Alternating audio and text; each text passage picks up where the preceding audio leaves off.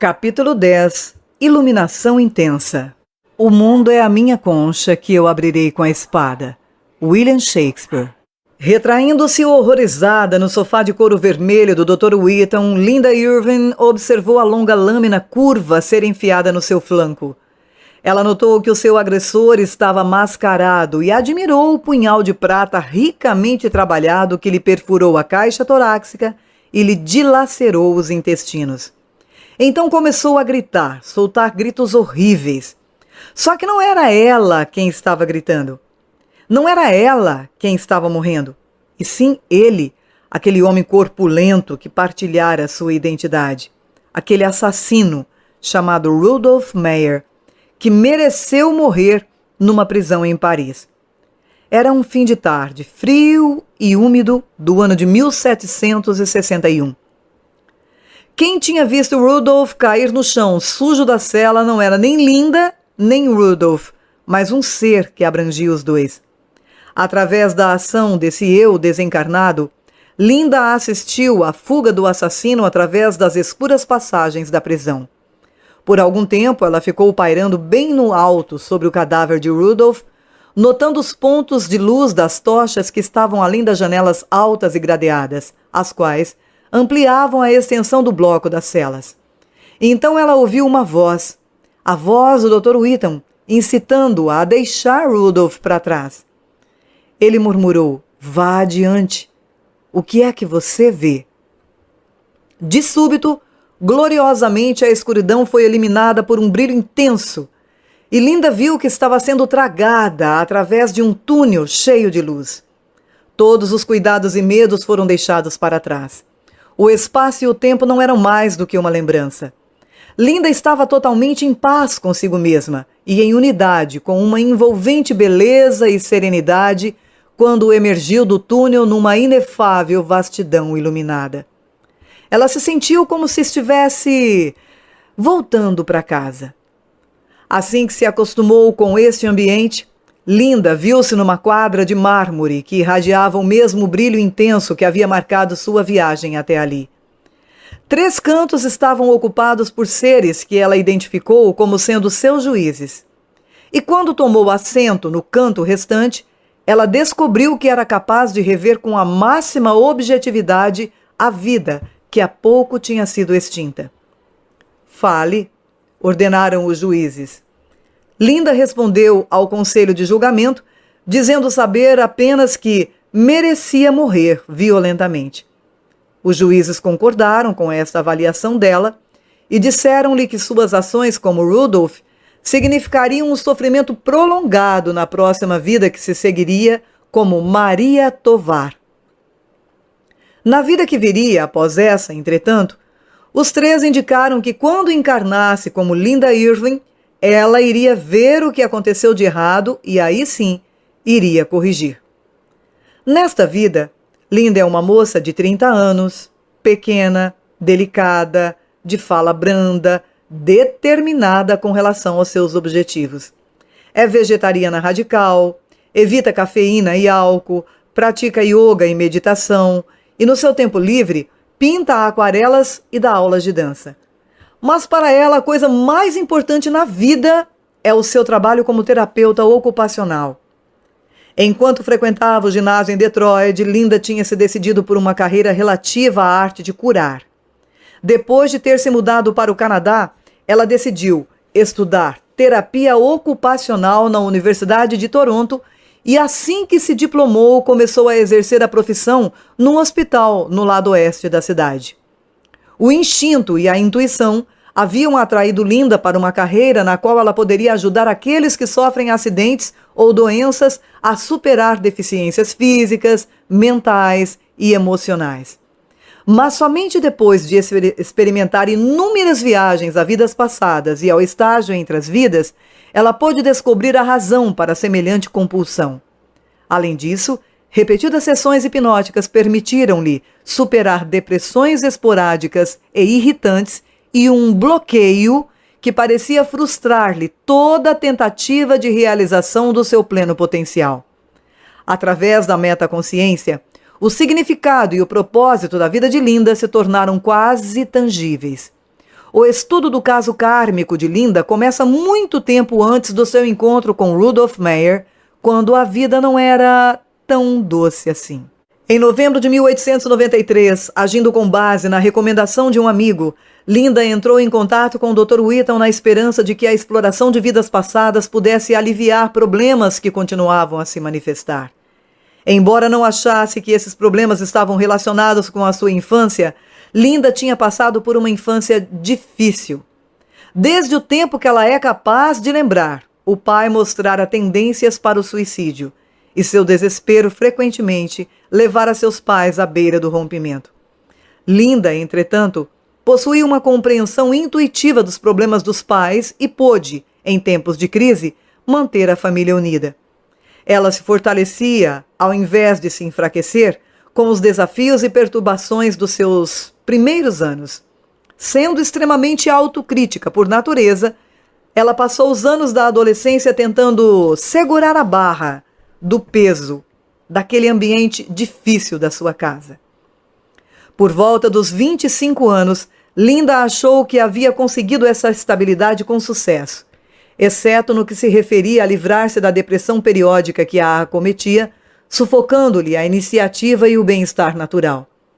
Ligada a essas depressões, estava a sensação de que ela, de alguma forma, estava sendo impedida de realizar plenamente a sua verdadeira natureza. Eu tinha a nítida impressão, disse Linda, de que trouxera comigo essa limitação para esta vida e de que não poderia fazer qualquer progresso enquanto ela não fosse superada. Esse obstáculo emocional causou-lhe problemas de diversas maneiras. Sua presença reduziu-lhe a capacidade de ser aberta, de ser amorosa para com os outros, fazia com que tivesse medo de falar em público e fazia-a sentir-se como sendo uma outra pessoa nos relacionamentos pessoais. Ela se descobriu lutando contra mais um problema psicológico, que era um medo crônico de cometer um grave erro. Essa fobia levava à passividade e à inércia e reforçava a sensação de estar sendo refreada por uma força invisível. Acreditando na reencarnação, Linda não precisava ser convencida da realidade de vidas passadas. Mas durante as 2 primeiras sessões com o Dr. Whitton, ela achou que sua imaginação podia ter sido a responsável pela perturbação causada pelas imagens que giravam em torno de um castelo, em algum lugar da Inglaterra medieval. Ela se viu na pele de um homem, John, um guarda do castelo, vestido com uma túnica marrom, amarela e azul. Então, aparentemente vinda de algum lugar, a data de 1842 relampejou na tela de sua mente. Sem dúvida, no momento errado, pensou Linda. Mas as imagens medievais continuaram a passar na sua mente, até que de repente eram mais do que imagens. Eram acontecimentos reais, muito parecidos com os do tempo presente. E Linda foi esquecida, enquanto John corria atrás de uma carroça puxada por cavalos a gritar, arfante, para que parasse. Mas a carroça não parava. Linda voltou à consciência normal, verdadeiramente iniciada nos mistérios da experiência de vidas passadas. Tendo instruído Linda a procurar a origem do seu bloqueio, o Dr. Whitton achou que a repentina aparição do ano de 1842 num cenário obviamente anacrônico indicava uma tática de rejeição por parte da mente subconsciente. Tudo que ele podia fazer era continuar pressionando, confiando que seria superada qualquer relutância em examinar eventos desagradáveis de vidas passadas. Sua diligência logo foi recompensada.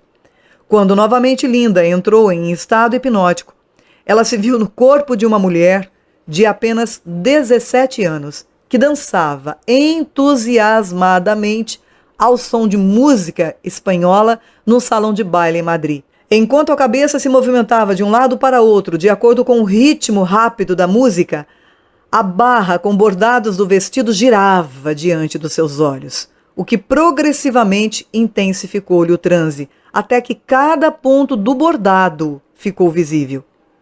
Linda sentiu-se passar através do bordado e entrar no salão de baile. Ela entendeu que o ano era 1842 e desta vez parecia mesmo ser 1842, enquanto ela se tornava Maria Tovar, filha de um rico comerciante. Ela dançava animadamente e flertava com Carlos Baroja, um jovem impressionantemente bonito que tinha mais ou menos a mesma idade dela. O Dr. Whitton disse: passe para um acontecimento que tenha grande significado para a sua vida atual. Cativada pelo seu próprio prazer e pela impetuosa companhia de Carlos, ela não queria deixar o salão de baile. Tampouco buscava ver o que o Dr. Whitton queria que ela visse, pois, reagindo ao seu comando, Linda mergulhou num pântano de dores.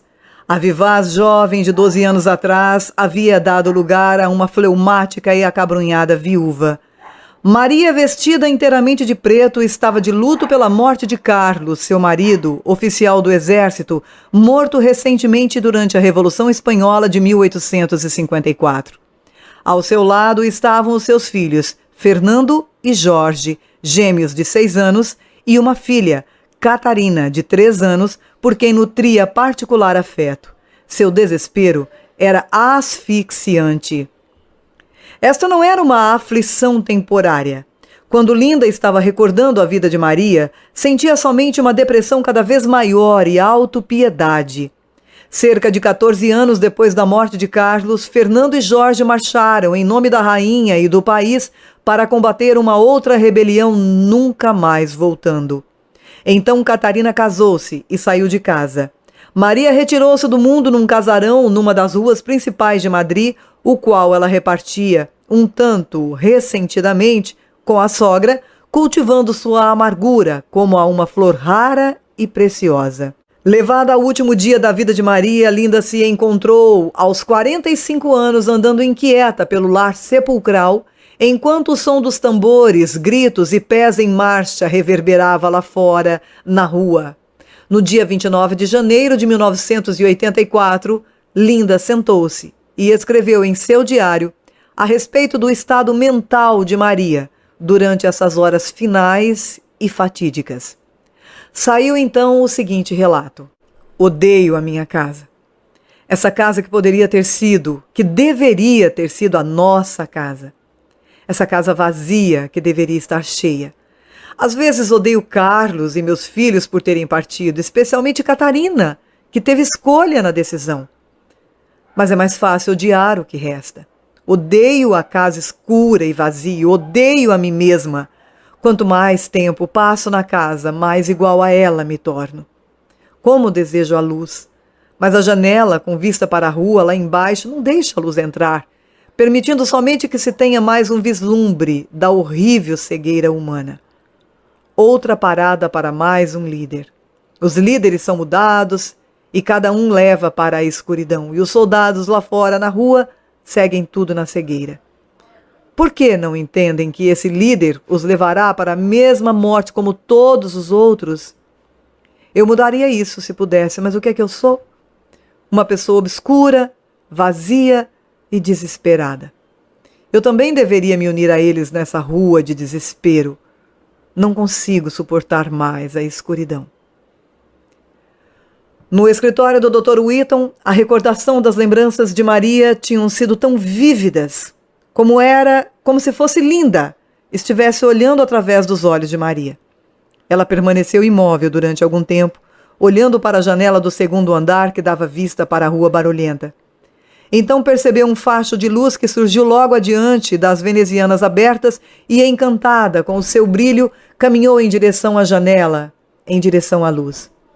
Precipitando-se para a rua, sentiu seu impacto entorpecedor, seguido das rodas de uma carruagem puxada a cavalos, esmagando-lhe o peito. Mas ela também percebeu, de uma perspectiva mais elevada, seu corpo estendido sobre as pedras do calçamento, preso às rodas da carruagem. Quão frágil era esse invólucro mortal, agora que a luz ofuscante forçava a dirigir a atenção para o alto, distante da rua. A rua já não importava. Ela havia andado para dentro da luz. Uma luz mais radiante e refulgente do que o sol, e, no entanto, isenta de qualquer sensação de calor. Esse brilho absorvente irradiava paz e serenidade extremamente descontraída. Ela se banhava na sua benevolência. Havia também a impressão de estar encerrada num túnel, num tubo ou casulo, Não havia palavras capazes de descrever o ambiente magnífico através do qual ela estava sendo atraída a uma velocidade incrível. "Quem é você?" perguntou o Dr. Whittle. Linda não tinha certeza. Confusamente, os nomes Maria e Linda vieram-lhe à mente, e todavia nenhum deles parecia particularmente apropriado. "Onde está você?" pergunta novamente o Dr. Whittle. Aquele brilho, aquela serenidade era só o que importava. E a voz do Dr. Whittle parecia tão insignificante, tão exterior, que, embora querendo responder, Linda não sentia qualquer sentimento de culpa em não responder. Afinal, estava fazendo todo o possível para assimilar o prodigioso clima dessa paisagem irreal, até que lentamente começou a distinguir o seu paradeiro. O diário de Linda, do dia 5 de fevereiro de 1984, diz o seguinte: "O que era aquele lugar? Eu precisava de tempo para me adaptar a ele. Por fim, parte da sensação de choque causada pela minha transição se desvaneceu, e comecei a ficar consciente das minhas emoções. A tristeza era tão intensa que eu tive vontade de chorar. Nada mais havia que fazer. As lágrimas afloraram, e veio aquela voz novamente. Eu disse ao Dr. Whittle que o sofrimento de Maria era injusto. Era como se eu estivesse defendendo a mim mesma, mas tinha que justificar Maria e o seu último ato. Maria não havia pensado numa vida no além. Contudo, fazia sentido que eu ainda estivesse consciente após a morte do meu corpo. Isso era onde eu estava. Isso era o que eu era. Belo, maravilhoso. Eu não queria sair dali. Por mais atemporal que o estágio entre as vidas possa ser, as explorações na metaconsciência são limitadas. A agenda cheia do Dr. Whittle exigia a volta de Linda à realidade mundana. Poucos voltam do estágio entre as vidas sem passar por um período de readaptação. O diário de Linda descreve como, após essa estada na vida entre as vidas, como Maria Baroja e Linda Irving, ela voltou para casa e dormiu durante 2 horas, a despeito do som provocado por sua companheira que tocava a bateria do quarto.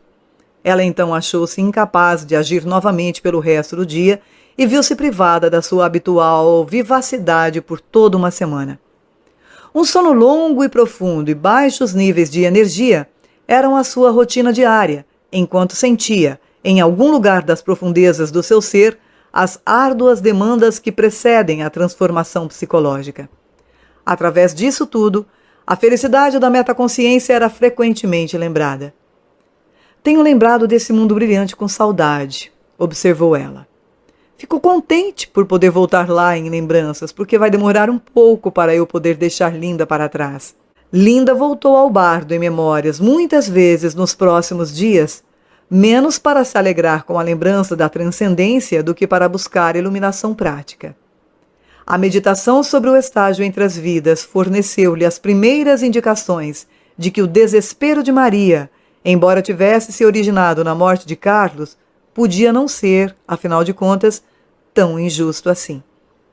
Quando Linda voltou ao estágio entre as vidas durante a sessão seguinte, ela tencionava saber mais sobre a dor de Maria. O registro no seu diário do dia 6 de março de 1984 relata o seguinte: "Olhando Maria de um ponto privilegiado no estágio entre as vidas, vi que ela era egoísta, que se importava somente com o seu próprio bem-estar e com a sua necessidade de amor e de companheirismo. Vi também que ela havia se proibido de atender a essas necessidades. Ela não estava lamentando tanto a morte de Carlos e dos seus 2 filhos quanto a sua própria perda. Após a morte de Carlos, ela poderia ter canalizado o seu pesar para uma causa positiva, usando-o para aumentar a sua empatia e fortalecer o seu vínculo com os seus filhos. Mas recusava-se a deixar alguma luz entrar na sua vida e fazia esforços mínimos para superar a dor e ser uma mãe amorosa. A morte dos 2 filhos foi menos uma perda para ela do que uma confirmação da dor provocada pela morte de Carlos. Concentrando-se ainda mais nessa dor, ela viu deteriorar-se a relação com a filha Catarina. O egoísmo de Maria é evidente em sua reação ao casamento de Catarina. Ela não sentiu nenhuma alegria pela filha, apenas mais tristeza e desolação por si própria. Esse reconhecimento era vital, mas havia mais a saber. O Dr. Whittam queria que ela descobrisse no estágio entre as vidas como, especificamente, a vida e a morte de Maria haviam influído na própria encarnação de Linda. Em resposta a uma cuidadosa sondagem, Linda teve uma visão do seu espírito superior como um repolho de luz, como uma massa escura de tristeza que estava no seu núcleo. Ela viu que, com cada encarnação, desabrocha no repolho uma nova folha de luz que libera algumas partículas de tristeza e debela uma parte da dor. Após o crescimento de muitas folhas, ou vidas, podemos também dizer assim, o repolho, entre aspas, consegue expurgar toda a dor e fica inundado de esplendor. O repolho era o símbolo pessoal de Linda para o desenvolvimento do espírito. Suas vidas eram vistas como algo aparentemente interminável, como as folhas de um repolho, em contraste com a rosa que morre assim que as suas pétalas se abrem. Dessa forma, ficou evidente que Maria, ao cultivar a dor e o pesar, e ao excluir tudo mais, havia deixado a vida, ou a folhinha de repolho, atrofiar-se, por estar cega ao potencial de crescimento. Essa sua falta foi levada para as encarnações subsequentes, provocando as depressões que Linda sentia e o bloqueio que havia no caminho da realização pessoal. Admitindo isso, Linda sentiu as primeiras ondas agradáveis de liberação. Embora sua vida não tivesse sido tão traumática quanto a de Maria, a semelhança das atitudes desta com as verificadas na sua vida presente eram impressionantes. Ela também se deixara prender num estado de fracasso pessoal e de depressão. Essa melancolia, esse bloqueio, era o legado deixado por Maria. E Linda, ao conscientizar-se de que o modelo se perpetuava, percebeu que era capaz de livrar-se de sua influência inibidora. Com a compreensão, foi que veio a libertação. O primeiro ato de liberdade de Linda foi telefonar para seu ex-namorado, a quem ela desejava desde que ele se casara 2 anos antes. Durante 2 horas eles conversaram animadamente, separados pelos 900 quilômetros que existe entre Toronto e Montreal. E depois disso, Linda teve certeza de que a sua espera terminara. Fora libertada da saudade absurda, disse Linda, da mesma forma como Maria esperou por Carlos muito tempo depois da sua morte. Minha tendência tinha sido igualmente idealista, insistir no absurdo, apesar da dor. Somente depois da minha segunda visita ao estágio entre as vidas pude verdadeiramente aceitar que, agindo dessa maneira, eu estava impedindo a mim mesma de ter um relacionamento digno com outra pessoa. Nas semanas seguintes, lampejos de iluminação surgiram das experiências de Linda como a metaconsciência para pairarem a intervalos na sua mente desperta. Ela veio a entender, por exemplo, que sua extraordinária simpatia por seu pai e pelas suas tendências suicidas originavam-se da sua encarnação como Maria. E o mais importante de tudo é que seu diário mostra que ela estava começando a gostar de si mesma. No dia 14 de março de 1984, ela escreveu: "Nos últimos dias tenho sentido como se tivesse feito um avanço. Minhas energias estão fluindo mais livremente esta semana. O bloqueio está começando a se dissolver. Quão feliz é minha vida atual. O meu progresso é maior." E no dia 8 de abril de 1984, ela escreveu: "Acho que agora resolvi a maioria dos problemas de Maria. Sinto-me mais leve, mais lúcida, sou mais eu. As depressões intensas sumiram." A alegria que acabara de encontrar era evidente para todos os que a conheciam. Não mais enfraquecida por certo negativismo permanente, ela era capaz de ser mais solícita e receptiva. A imagem do repolho, brilhante, entre aspas, apareceria muitas vezes, exortando-a à tranquilidade, a irradiar tanta luz quanto fosse possível. Só restou um problema. Ela ainda continuava perturbada por um medo crônico de cometer um terrível engano. Os sonhos podem ser indícios de uma experiência da vida passada. E foi um sonho, especialmente vívido, na noite de 17 de maio de 1984, que sugeriu a solução desse problema final. No sonho, um amigo apareceu para Linda e disse: "Vou mostrar-lhe algo de uma vida passada." Depois disso, Linda sentiu que virava para o lado esquerdo e transformava-se num homem. Esse homem estava numa prisão e gritava bem alto por causa de um ferimento profundo no lado direito do seu corpo feito por uma espada de lâmina recurvada como uma foice. Na hora da sua morte, a torrente de imagens estancou temporariamente. Quando a pausa cessou, Linda pôs-se a gritar novamente, só que desta vez ela era um bebezinho do sexo feminino.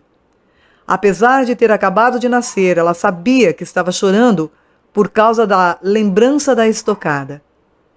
Linda contou esse sonho ao Dr. Whitton e explicou que considerava essas imagens uma tentativa deliberada do seu subconsciente de empurrar um episódio significativo da vida passada para sua consciência.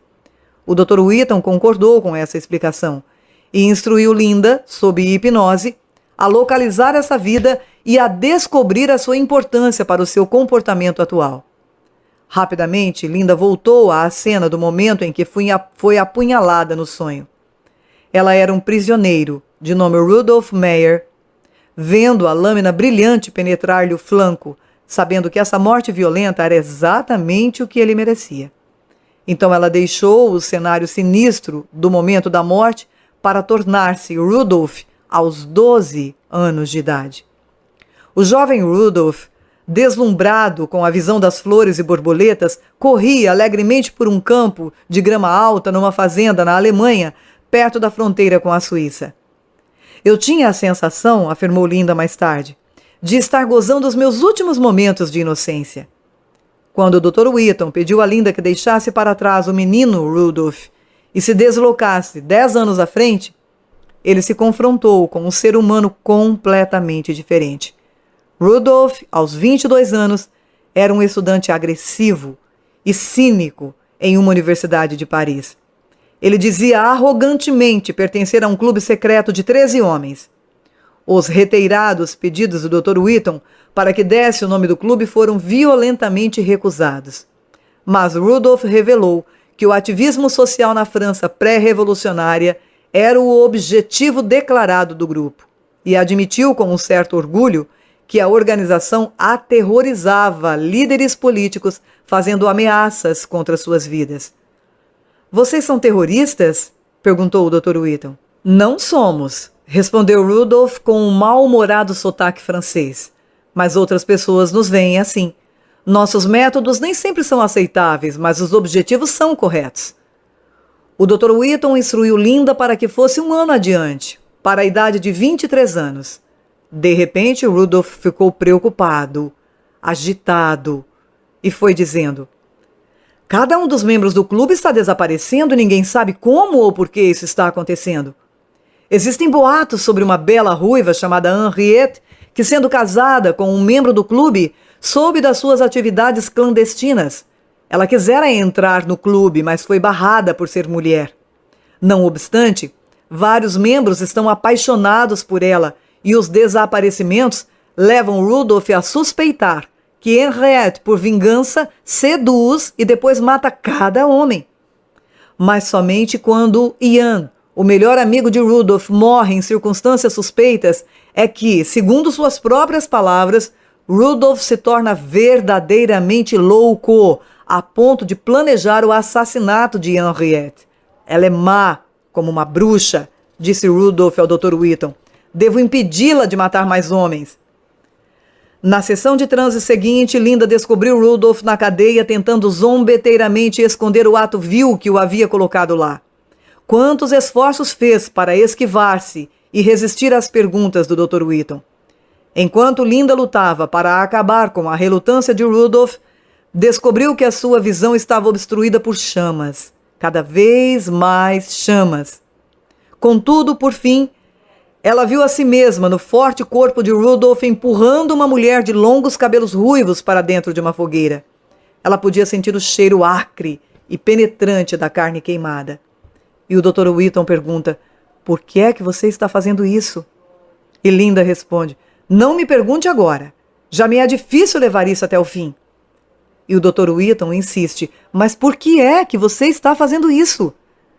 E Linda responde: eu a odeio. Ela é parte de um plano. Que plano? Pergunta o Dr. Whitton. E Linda responde: alguém vai sentir o cheiro da carne. Eu preciso fugir. Depois de ter empurrado Henriette para dentro da fogueira e assistido as chamas abafarem seus gritos, Rudolph não fica em liberdade por muito tempo. É capturado e levado à prisão, onde dia após dia ele fica sentado vendo a mulher envolta em chamas dançar nas paredes da cela. O remorso perturba-o em cada momento, até que o irmão de Henriette se vinga, planejando seu assassinato. A voz de Linda é apenas um gemido ao dizer ao Dr. Whitton: eu tinha de impedi-la de matar mais homens, mas eu tinha que ter feito isso sem matá-la. Foi um terrível engano. Ao sair dessa sessão hipnótica, Linda ainda permanecia uma prisioneira da culpa. E o Dr. Whitton sabia que suas emoções contidas logo teriam vazão. Com o rosto sem expressão, ela conseguiu conter-se até estar perto de casa. Então, correndo para dentro, atirou-se na cama, chorando e gritando: eu a matei! Com uma intensidade que surpreendeu até mesmo a ela. Só várias horas depois, com o corpo já fraco pelos soluços prolongados, foi que ela percebeu um notável ajustamento ao seu estado psicológico. Linda não estava mais assombrada pelo medo de cometer um terrível engano. O engano que deixava Linda tão angustiada era o trágico erro de Rudolph. Somente naquele momento ela pôde perceber que a autocensura de Rudolph havia sido trazida para a vida atual como um temor de repetição. Mas agora ela perdera a razão de ser. No dia 26 de julho de 1984, ela escreveu em seu diário: desde a minha vida como Rudolph, tenho estado a me punir. Senti que merecia ser assassinado na prisão. Então, como Maria, fiz a mim mesma sofrer, vivendo como uma morta-viva. Nesta vida, eu quase ia seguindo os mesmos passos de Maria. Da mesma forma como Rudolph parecia ser a fonte dos problemas de Linda, sua descoberta trouxe o término deles. Livre dos grilhões dos delitos da vida passada, ela ficou muito mais tranquila na vida presente. Além disso, a experiência no estágio entre as vidas, relatada no início deste capítulo, proporcionou-lhe uma compreensão vital que serviu para refazer as energias de Linda. Na vida entre Rudolph e Maria, o conselho de julgamento lhe disse: você considerará o que saiu errado e o corrigirá. Hoje, no seu trabalho de terapeuta ocupacional, ela está concretizando plenamente as suas intenções no estágio entre as vidas, compensando o instinto assassino de Rudolph ao ajudar diariamente a consertar a vida de muitas pessoas.